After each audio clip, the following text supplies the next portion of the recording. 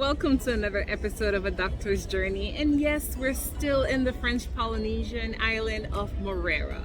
So today we have to dive deeper into those uncomfortable conversations, not necessarily to persuade you one way or another, but just to have those scientific discussions so that when you're making your decision as to what path you want to go down, you're informed of what your options are, so to speak. So when it comes to diseases, they are ever evolving.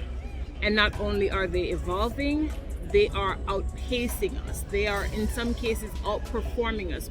We almost can't keep up with the rate at which they're moving. And the more resistance you are against science, the less likely we are to solve those problems.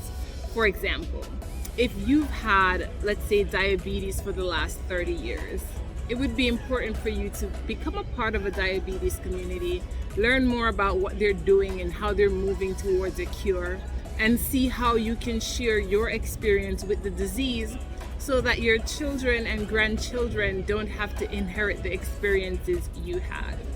Much like influenza and COVID, other diseases are evolving, and it's important for you to believe in science in order to evolve. We read about natural selection, and we know that not only the fittest of the fittest will survive, but the smartest is also in game as well. Now, we know that certain conditions are affecting Black and brown communities more than our Caucasian counterparts. And sometimes we go off the deep end with our thinking and we say, well, there's racism and they have, access to more care and they are at an advantage.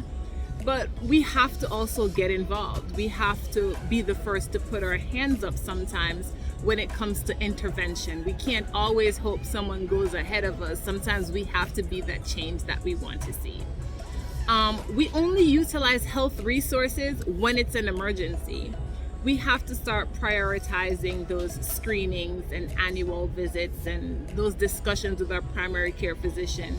And we have to start establishing that trust.